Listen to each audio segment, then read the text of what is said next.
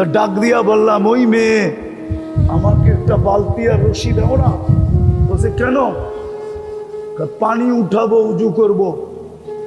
তো মেয়ে জিজ্ঞাসা করতেছে, তোমার নাম কি? মানান্তা। আরবিতে আরব তো, মিশর তো, আরব। মানান্তা, তুমি কে? তুমি বললেন আমি আবু আব্দুল্লাহ জাজুলি।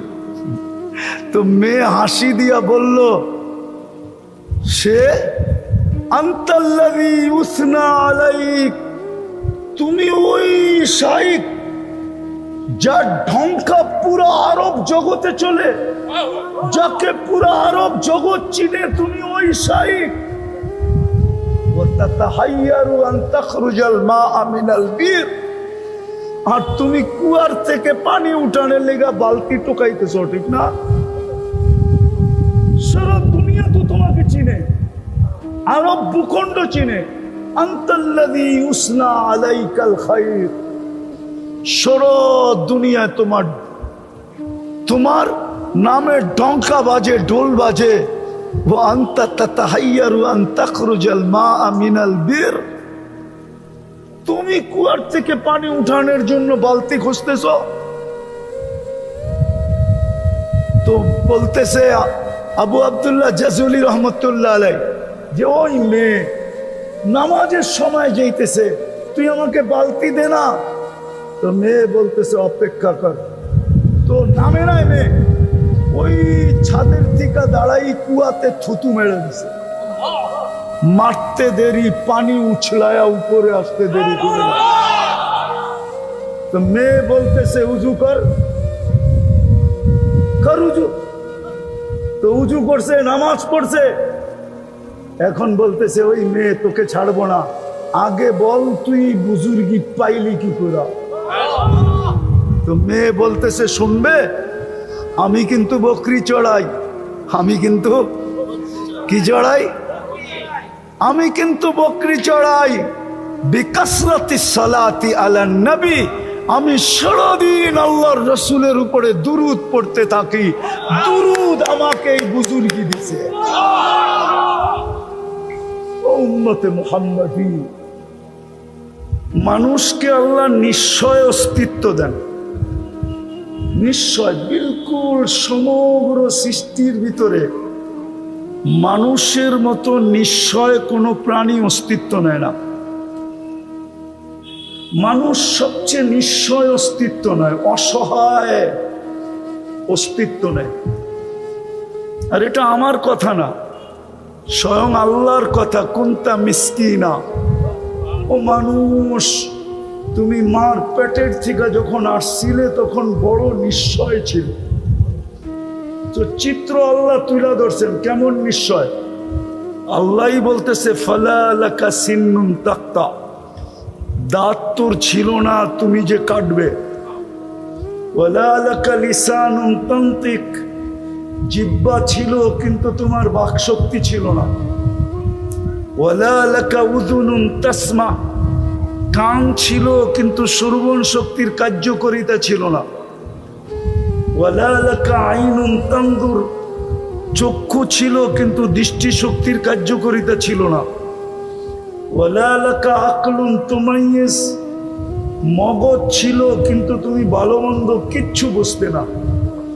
ওয়ালা লাকা কলবুন তাতাফাক্কার, দিল ছিল তোমার ছোট একটা, কিন্তু চিন্তা কি জিনিস তুমি জানতে না। ওয়ালা লাকা ইয়াদুন তাফতিশ, হাত ছিল কিন্তু ধরার ক্ষমতা ছিল না। ওয়ালা লাকা রিজলুন তামশি, পাও ছিল কিন্তু চলার ক্ষমতা ছিল না। কুনতা সগীরা, তুমি বড় ছোট ছিলা, ঠিক না? না, কুমিল্লারটা মনে হয় অনেক বড় বড় হয়। হ্যাঁ, কি বলেন? হইলেও তো হইতে পারে, ঠিক না? কান্না কুমুলিল্লাহ, ঠিক না? আল্লাহ বলে কুনতা সগীরা, বড় ছোট ছিলা। কুনতা দাঈফা, তুমি বড় দুর্বল ছিলা। কুনতা জাহিলা, তোমার মতো অজ্ঞ দুনিয়াতে কোনো সৃষ্টি ছিল না। মুরগির বাচ্চাও ডিমের থেকে বাহির হয়ে চিকচিক করত, তুমি চিকচিক করতেও পারতে না, তুমি বড় অজ্ঞ ছিলা। এটা হলো অসহায়ত্বের চিত্র। তারপরে আল্লাহ বলছে ফকাত তাতাহাররাক, তুমি মার পেটেরতে আসার পরে একটু হাত পাও নাড়াইতে পারতা না, চিত না কাই, না আগে না পিছে, শুধু হাত পাও। সত্য তো? বুঝে আসতেছে? এটা হলো অসহায়ের চিত্র। আল্লাহ বলে তুমি এরকম ছিলা। কান্নাটা পর্যন্ত আমরা তোমাকে শিখাইছি। আল্লাম তো কাল বুকা, তুমি যে দুনিয়ায় এসা কান্না করছো, ওয়া ওয়া, এটা আমরা শিখাইয়া দিছি। এটার পিছনেও একটা কারণ ছিল। কান্না, তুমি কান্না শুন না তুললে আপন জনের দিলের ভিতরে ভালোবাসার ঢেউ খেলবে না। কেননা মা বাবার দিলের ভিতরে আমি ভালোবাসার জাল বুনছি, জাল তুলা কাহানা। তোমার জন্য কমসে কম মা বাবার বুকের ভিতরে আমি ভালোবাসার আটলান্টিক প্রবাহিত করছি, কিন্তু ঢেউ উঠবে কেমনে? তো আমি তোমাকে কান্না শিখাইছি। ফালাম্মা বাকাইতা সা ইলাইকা জামিয়া, তুমি কান্না সুর তুলছো আর সবাই তোমার দিকে দৌড়াইছে। কাঁদে কেন, কাঁদে কেন, কাঁদে কেন, কাঁদে কেন? ঠিক না? হ্যাঁ, মা দৌড়াইতেছে, বাবা দৌড়াইতেছে, দাদা দৌড়াইতেছে, দাদি দৌড়াইতেছে, নানা দৌড়াইতেছে, নানি দৌড়াইতেছে, খালা দৌড়াইতেছে, ফুপু দৌড়াইতেছে, চাচা দৌড়াইতেছে, মামা দৌড়াইতেছে। বাচ্চা কাঁদে কেন? আল্লাহ বলে এটা কান্না ছিল না, এটা জাদুর বাঁশি ছিল, জাদুর বাঁশি। তোমাকে আমি কান্না শিখিয়ে দিছি যেন ওই যে ভালোবাসা আমি সৃষ্টি করছি ওইখানে ঢেউ উঠাইতে হবে। কি? তুমি কান্না করতে দেরি, ঢেউ উঠতে দেরি করে নাই, ঠিক না? বাপ আইসা বলছে কোথায় তুমি? আমি তো পাকঘরে। থোতর পাকঘর, বাচ্চা কাঁদে কেন? কি সত্য তো? আল্লাহ বলছে এই ভালোবাসার ঢেউ উঠাইছে কে? আল্লাহ বলে কান্না দিয়ে আমি ভালোবাসার ঢেউ উঠাইছি। তোমাকে আমি হেমিলিনের বাঁশি দিছি, বাঁশি। তারপরে তোমাকে আমি পালছি।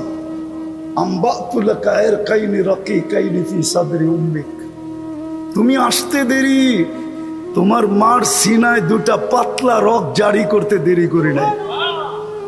লাবানান খালিসা, পিওর দুধ, কিয়ামতের সকাল পর্যন্ত এর বিকল্প কেউ খুঁজে পাবে না।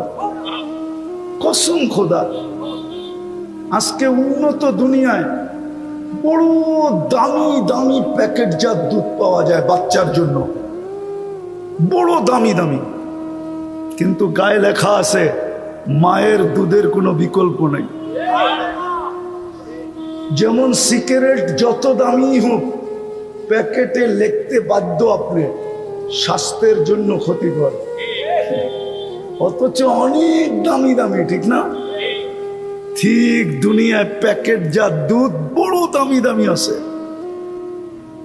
যান ইংল্যান্ডে, যান কানাডায়, যান আমেরিকাতে, যান জাপানে, যান অস্ট্রেলিয়ায়, যান ইউরোপে, বড় দামি দামি দুধ, কিন্তু গায়ে লেখা আছে মায়ের দুধের কোনো বিকল্প নাই। আল্লাহ বলে তোমার জন্য পিওর দুধ আমি জারি করছি। আবার আরেকটা ধ্যান দিয়া শুনি, হাররান ফি শীতা, শীতের ছোঁয়া লাগতে দেরি। আমি গরিবও দেখি নাই, ধনীও দেখি নাই, শিক্ষিত দেখি নাই, অশিক্ষিত দেখি নাই, দিন মজদুরও দেখি নাই। যেই মার কোলে বাচ্চা ছিল, গরম শীতের ছোঁয়া লাগতে দেরি, আমি ছুঁইটা এসা গরম করতে দেরি করি নাই। শীতের দিন মার দুধ কি কি গরম, কে করছে গরম?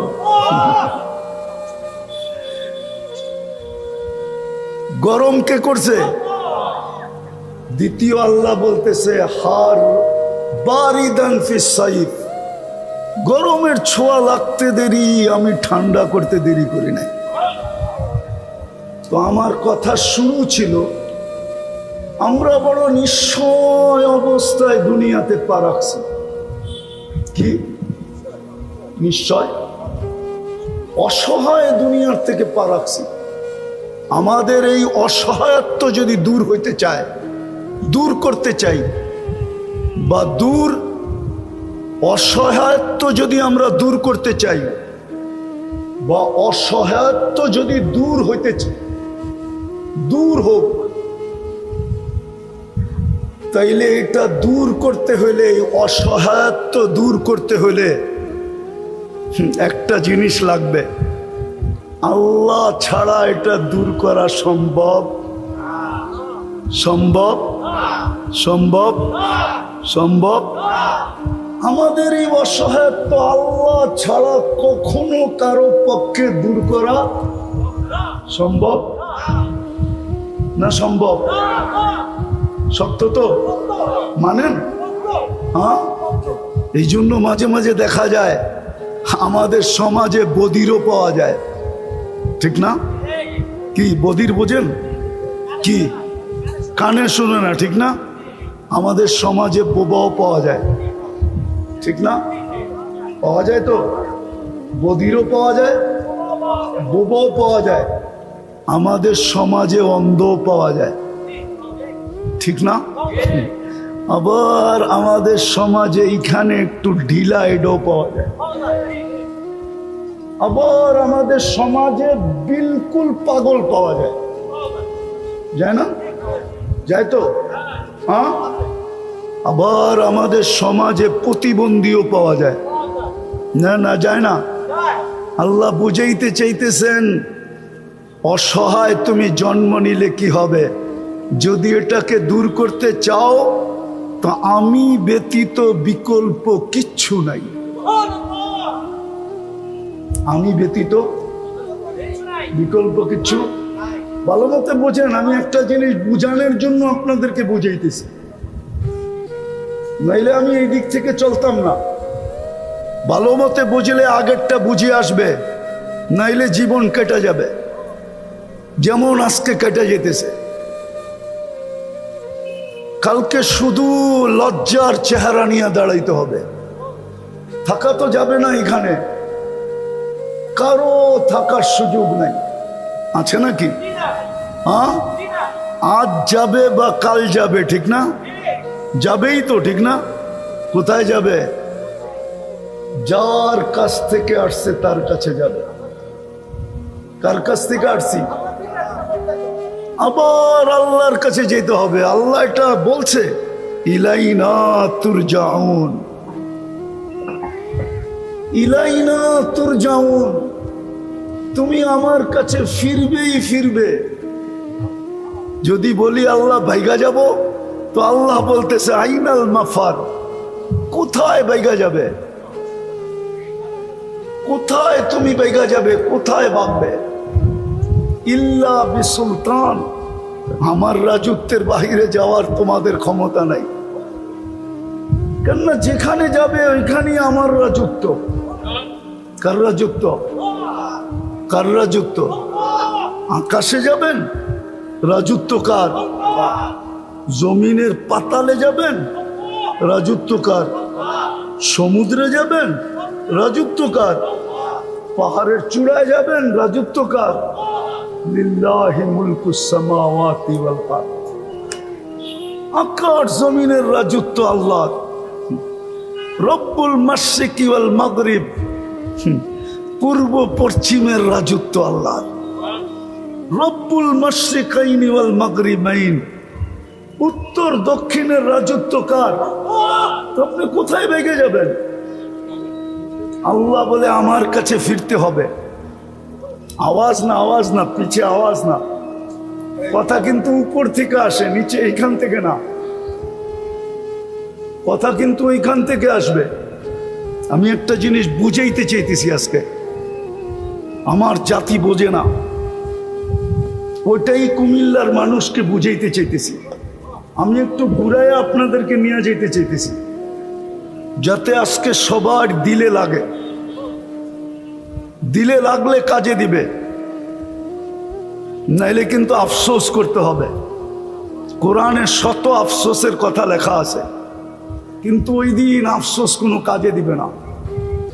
আজকে যদি বুঝে আসলো, তাহলে আমি একটা হাদিসে কুদসি দিতেছি, আল্লাহর বাণী। হ্যাঁ, ভলান্টিয়ারদেরকেও বলবো, কথা না, হাতের ইশারায় সব করা চাই, কোনো আওয়াজ যেন না হয়। আমি একটা হাদিসে কুদসি দিতেছি, আজকে আফসোস বড় কাজে দিবে। কেন আপনি জানেন না আপনি কার উম্মত? আপনি জানেন না আপনাকে এই উম্মত কেন বানানো হলো? আমরা জানি না। আমাদের মাঝে আজকে কে আসলো? এই রবিউল আউয়াল মাসে কে আসলো? আমরা জানি না। কতটুকু প্রয়োজনীয়তা রাখি এটাও জানি না, কতটুকু প্রয়োজনীয়তা রাখবো এটাও জানি না। এই জন্য আমি একটু পিছের থেকে নিয়ে যেতেছি, যাতে কথা আজকে দিলে গাথে। তো যেটা বলতেছিলাম, আফসোস একদিন করব, কিন্তু ওই দিন কোনো দিন দাম হবে না। কসম খোদার, কোরআনে লেখা আছে আফসোস করবে, চিৎকার দিবে, ইয়া লাইতানি ইত্তাখাযতু মা'আর রাসূলি সাবিলা, চিৎকার দিবে। কিন্তু ওই দিন চিৎকার কোনো কাজে দিবে না, বরং উল্টা এই কথাও হইতে পারে, যে সুহকান লিমান গাইয়ারা বাতি, সরো দূরে সরো।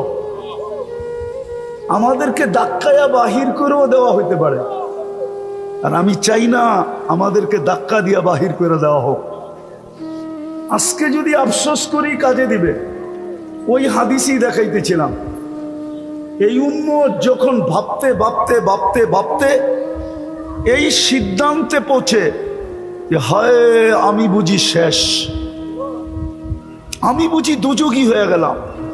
আমি পুরো হাদিসটা দিতেছি। ফালাম্মা তায়াক্কানতা বিল বাওয়ার ওয়া যানানতা আন্নাকা মিন আহলিন নার মানাহতু ইলাইকা রিদওয়ানি ওয়াল্লাইতু ইলাইকা গুফরানি ওয়া কুলতু লাকা লা তাহজান গফারতু লাকা যুনুবা ওয়াল আওসার ওয়া আজলিকা সাম্মাইতু নাফসি আল আজিজুল গফফার। আফসোস যদি মজলিস আরবি বসতো, তাইলে আমাকে তর্জমা করতে হতো না। আল্লাহ বলে তুই চিন্তা করতে করতে যখন সিদ্ধান্তে পৌঁছলি, আমি বুঝি দুযোগী হয়ে গেলাম। আল্লাহ বলে তোর চিন্তা আমাকে আমার জায়গায় থাকতে দেয় না। আমি তো প্রথমে তোকে রেজার চাদর দিয়ে ঢেকে দেই, মাগফিরাতের ভিতরে ডুবায় দেই, ছুটা এসা বলি চিন্তার কোনো কারণ নাই। তোর চিন্তা তোর পর্যন্ত সীমিত রয় নাই, আমার আরশ পর্যন্ত যায় পড়ছে, আরশ পর্যন্ত। তোর গুনাহ খাতা মাফ করে দিলাম, তোর জন্যই তো আমি আজিজুল গফফার। তো যেটা বুঝাইতেছিলাম, আমাদের জন্ম বড় অসহায়ত্বের ভিতরে। আল্লাহ আমাদেরকে মেসেজ দিছেন, মেসেজ, অসহায় অস্তিত্ব দিয়া মেসেজ দিছেন, মানুষ তোমার অসহায়ত্ব যদি দূর করতে চাও, তাইলে আমার সম্পর্ক ছাড়া দূর হবে না, না, না, না।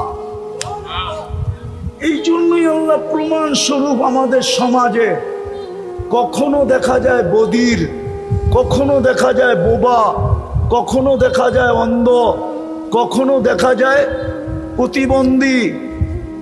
আমি এক শব্দে বললাম, আল্লাহ বুঝাইতে চাইতেছে আমি কিন্তু আমার মোহতাজ, তুমি আমার মুখাপেক্ষী। যদি অসহায়ত্ব দূর করতে চাও। দ্বিতীয় আরেকটা প্রশ্ন, এই দুনিয়ায় যতদিন থাকবে তুমি কিন্তু প্রয়োজনে জর্জরিত থাকবে। কি মনে হয় বুঝাইতে পারি না? মার পেটে যতদিন ছিলাম কোনো প্রয়োজন ছিল না, পেটেরতে বাহির হইতে দেরি, চতুর্দিক থেকে প্রয়োজন আমাদেরকে ঘিরা ধরতে দেরি করে নেয়। সত্য তো? হ্যাঁ সত্য। মার পেটে ছিলাম, রু আসার পরেও 6 মাস ছিলাম, কিন্তু পায়খানার প্রয়োজন হয় নাই, পেশাবেরও প্রয়োজন হয় নাই। মার প্রয়োজন দ্বারা আমার প্রয়োজন মিটতে ছিল, কিন্তু জমিনে আসতে দেরি, পেশাব প্রয়োজন হইতে দেরি হয় নাই, বরং ডাক্তাররা বারবার দেখে পেশাব হইল কিনা, পায়খানা হইল কিনা। যদি 24 ঘন্টা না হইল তো ডাক্তার সবাইকে বলে, অভিভাবকদের বলে, এখনো তো পায়খানা হইল না, পেশাব হইল না, টিম বসতে হবে, টিম, কোনো অসুবিধা তো নাই, অস্বাভাবিক কিছু তো না। ডাক্তারকে যদি বলি, ডাক্তার একটু আগেই তো মার পেটে ছিল, 6 মাস পর্যন্ত রু আসার পরেও ছিল, ওইখানে তো পেশাব 6 মাস হয় নাই, অসুবিধা তো কিছুই হইল না, পায়খানাও হইল না, অসুবিধা তো কিছুই হইল না, মাত্র তো 24 ঘন্টা হইল। আপনার এত ব্যস্ত হয়ে গেলেন কেন, এত পাগল হয়ে গেলেন কেন যে পেশাব হইল না, পায়খানা হইল না কেন? তো দ্বিতীয়, আমরা দুনিয়াতে পা রাখতে দেরি, আমাদের প্রয়োজন চতুর্দিক থেকে ঘিরা ধরতে দেরি করে নাই। দিন যাইতে ছিল, প্রয়োজন বাড়তে ছিল, ঠিক না? হ্যাঁ বাড়তে ছিল না? বাড়তে বাড়তে এখন সীমানা আছে নাকি? প্রয়োজনের কোনো সীমানা নাই, ঠিক না? অভিভাবককে জিজ্ঞেস করলে না বোঝা যাবে প্রয়োজন কতটুকু আছে। বাবা বুড়া হয়ে গেল, প্রয়োজনের বাড়ে, মা বৃদ্ধা হয়ে গেল, প্রয়োজনের বাড়ে। সত্য তো? দাড়িগুলা কি প্রয়োজনের বাড়েই তো পাকছে না, এমনি এমনি পাকছে? একা ছিল, ভালো ছিল, ঠিক না? 2 জন হয়েছে, প্রয়োজন আরো বেড়ে গেছে, ঠিক না? 2 জন ছিল, ভালো ছিল, ঠিক না? 3 জন হইতে দেরি, 2 জনের বাচ্চাই ভুলে গেছে। হ্যাঁ আমি হাদিস দিতেছি। যুবক আয়েশা আল্লাহর রসুলের কাছে অভিযোগ করছে যে আমি 2 হাতে কামাই, বাবা 2 হাতে খরচ করে, আমাকে একটু জিজ্ঞাসাও করে না, ইয়া রাসূলুল্লাহ আপনি ডাইকা যদি বাবাকে কিছু একটু শাসায়া দিতেন, বা একটু সতর্ক করতেন, বা একটু বুঝাইয়া দিতেন। তা আল্লাহর রসুল অবেলা পাঠাইছেন সাহাবীকে, যাও আর বাবাকে ডাইকা নিয়ে আসো। তো যখন বাবার কাছে আসছে তো বাবা জিজ্ঞেস করছে, অবেলা কেন রাখলো? বলতে তো পারি না। আল্লাহর রসুলের কাছে কে আছে? তোমার ছেলেকে দেখছি বসা। তো বাপের মনে গাইতে শুরু করছে, গাইতে গাইতে, বোঝেন? যে নিঃসন্দেহে আমার ছেলে কোনো অভিযোগ করছে, নাইলে অবেলা কেন ডাকবে? আল্লাহ মনে মনে কবিতা পড়তে পড়তে আসতেছিল বাবা, বড় লম্বা কবিতা। জিবরিল আলাইহিস সালাম ছুটে চলে আসছেন, আয়েশা বলতেছে আসতেছে, সালাম দিবে, আপনি জবাব দিয়া আগে কবিতাগুলা শুনা নিবেন। কিন্তু কার জানা ছিল যে কবিতা আল্লাহর রসুলকেও কাঁদায় দিবে? আয়েশা সালাম দিছে, আল্লাহর রসুল জবাব দিয়া বলছে কবিতা বলো। তো বলতেছে মান আম্বা আকা ওমান আখবার আকা, আপনাকে খবর কে দিল? আল্লাহর রসুল বলে নব্বানি আল আলিমুল খাবির, আল্লাহ জানায়া দিছে কবিতা বল। বলছে আমি তো ঠোঁটো হেলাই নাই, জিহ্বাও নাড়াই নাই, মনে মনে পড়তেছিলাম কবিতা। কবিতা বড় লম্বা, আমি 2-4টার তর্জমা করতেছি, 2-4টা তর্জমা বলতেছি। বাবা বলতেছিল মনে মনে একা ছিলাম, বড় স্বপ্ন ছিল দুইজন হব, হয়ে গেলাম দুইজন। দুজনেরই স্বপ্ন ছিল আমাদের কুল ভরবে। আইসা গেলা তুমি, তো দুইজনে দুইজনের বাচ্চা ছেড়া দিলাম। বাঁচতে ছিলাম তো দুজন তোর জন্যই বাঁচতে ছিলাম। বলো কুমিল্লার বাবা মা বাঁচে তো কার জন্য বাঁচে? আরে বাবা মা কার জন্য বেঁচে থাকে? কার জন্য? সত্য তো? এই কুমিল্লার অটোওয়ালা পাওয়া যাবে, সারা দিনে 2-4-20টা কুমিল্লার ভাষায় গালি খেয়া বাড়িতে ফিরে। কোনো শুদ্ধ ভাষার গালি না, আবার রাগ হয়ে যান না, কিন্তু পায়ে হাত লাগাই। এই অটোওয়ালারা ডেলি 2-4-20টা গালি খেয়া বাসায় ফিরে, ঠিক না? না ফিরে না? মাঝে মাঝে তো 2-4টা থাপ্পড় খেয়েও ফিরে। কেননা যুবকের সাথে তেরিবেরি করতে দেরি, গাড়াইতে দেরি করে না, ঠিক না? কিন্তু পরের দিন সকালে যদি ওরে বলা হয়, কালকেই তো দেখলাম তুই 20টা গালি খাইলি, আজকে আবার অটো নিয়ে বাহির হইতেছিস, লজ্জা বলতে কিছু নাই? কালকেই তো দেখলাম তোরে যুবকরা থাপড়াইতেছে, আজকে আবার অটো নিয়ে বাহির হইতেছিস, আত্মমর্যাদা বলতে কিছু নাই? হইতে পারে ওর চোখে পানি আসবে, কিন্তু ও এটাই বলবে বিবি বাল বাচ্চা আছে বিদায় বাহির হইতে বাধ্য, ঠিক না? সত্য তো?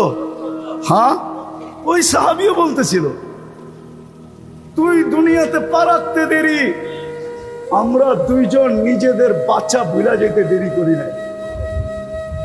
আমি বুড়া হইতেছিলাম, তুই জোয়ান হইতেছিলি, হইতে হইতে হইতে হইতে আমি আজকে বুড়া হয়ে গেলাম পুরা, আর তুই পুরা যুবক।